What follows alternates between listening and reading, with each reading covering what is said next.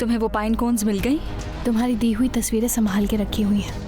मेरा नहीं ख्याल कि वो अपने वालिदैन के साथ वक्त गुजारना चाहेगी। जिस बच्ची ने अपने माँ बाप के बगैर जिंदगी गुजारी उसका ध्यान रखना पड़ता है। इसलिए इसे यहाँ तुमने बुलाया है तो ये तुम्हारा प्लान था।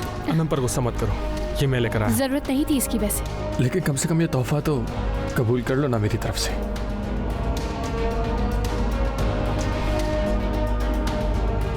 ये बताओ ये सब तुमने मुझसे पूछे बगैर क्यों किया?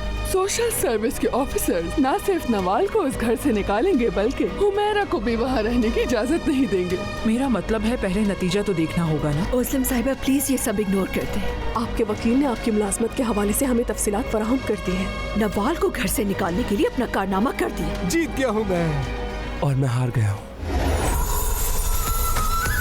देखिए ड्रामा सीरियल नवाल कल रात 7 बजे सिर्फ ऑन टीवी पर।